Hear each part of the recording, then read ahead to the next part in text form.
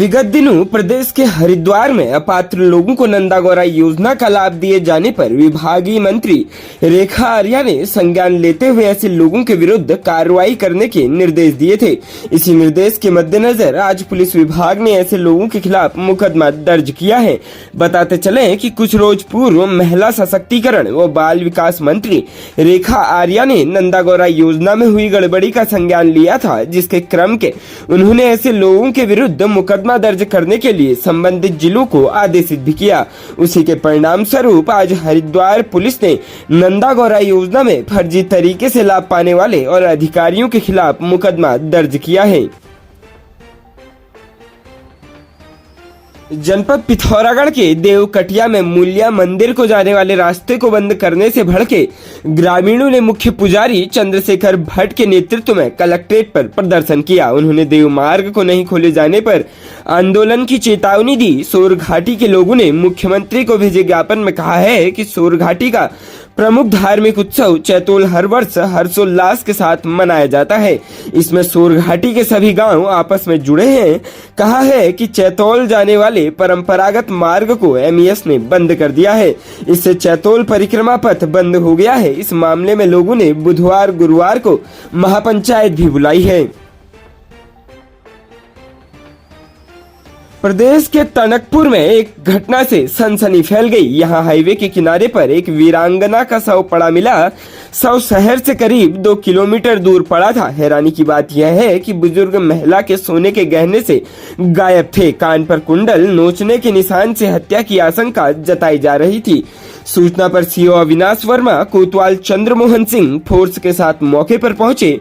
वहीं जब परिजनों को खबर लगी तो वो भी मौके पर पहुंच गए। पुलिस ने एसएसबी की डॉग स्क्वाड बुलाकर घटना स्थल की जांच कराई। जानकारी के अनुसार विचई निवासी वीरांगना भागीरथी देवी पत्नी स्वर्गीय गोपीचंद सुबह हाईवे किनारे घर से करीब 500 मीटर दूर संदिग्ध अवस्था में मृत पड़ी मिली। पड़ोस में बटाई में खेती करने वाले माली परमानंद ने उनका शव पड़ा देखा।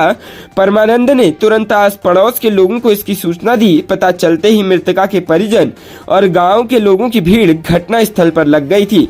मृतका के पुत्र का परिवार देहरादून रहता है, वह यहाँ घर के अकेली रहती थी। मृतका के पूर्व सैनिक पुत्र मोहन चंद के मुताबिक उसकी मां के गले, कान और नाक में करीब 4 तोला सोने के आभूषण थे जो गायब है। पुलिस ने बताया कि प्रथम दृष्टया मामला हत्या का प्रतीत हो रहा है और उसी एंगल से जांच की जा रही है।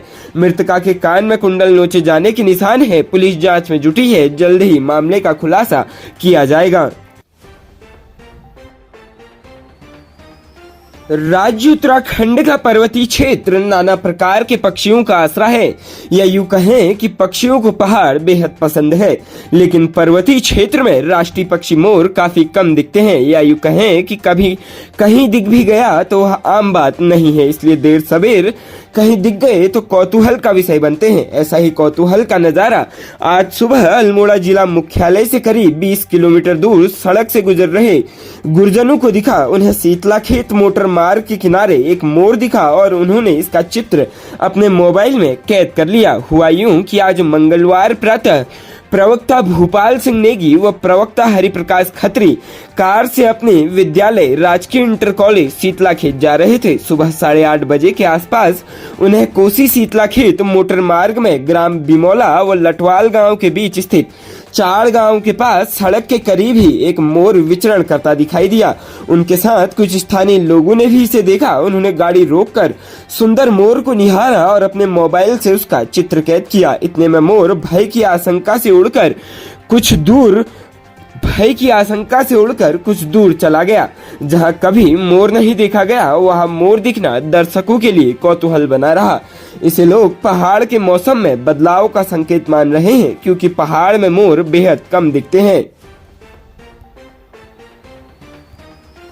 राज्य उत्तराखंड में बजट सत्र चल रहा है। सत्र के दूसरे दिन की कार्रवाई के बीच बड़ी खबर सामने आ रही है। बताया जा रहा है कि भराड़ीसैंण विधानसभा में सदन की कार्यवाही के बीच विधानसभा अध्यक्ष ने कांग्रेस के सभी विधायकों को आज के लिए निलंबित कर दिया है। मिली जानकारी के अनुसार विपक्ष बेरोजगारी, छात्रों पर लाठीचार्ज के मुद्दे पर चर्चा की मांग कर रहा था।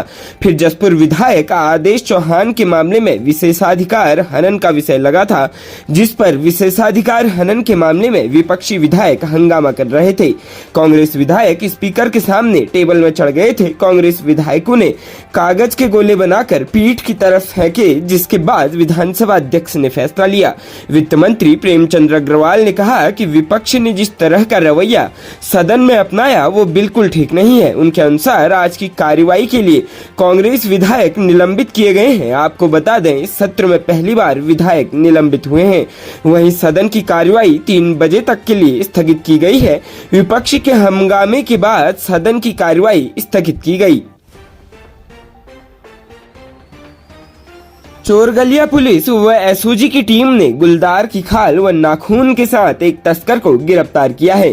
आरोपी ने बताया कि उसने मांस में जहर देकर जंगल में रख दिया था, जिसे खाने से गुलदार की मौत हो गई। इसके बाद उसने गुलदार की खाल निकाली और तस्करी के लिए गुजरात लेकर जा रहा था। दरअसल सोमवार को भगवान सिंह मेहर थानाध्यक्ष चोरगलिया एवं एसओजी की टीम चोरगलिया क्षेत्र में चेकिंग कर रही थी। चेकिंग के दौरान हाईवे से जसपुर खोलिया जाने वाले मार्ग पर करीब 150 मीटर दूरी पर एक संदिग्ध व्यक्ति को पीठ पर पिट्ठू बैग ले जाते हुए देखा। बैग संदिग्ध प्रतीत हो रहा था। व्यक्ति को रोककर उसकी तलाशी ली गई तो बैग से गुलदार की खाल बरामद हुई। जहां मौके पर पहुंचे वन रेंजर घनानंद चंद्याल ने बरामद खाल की तस्दीक कर गुलदार की खाल का होना बताया।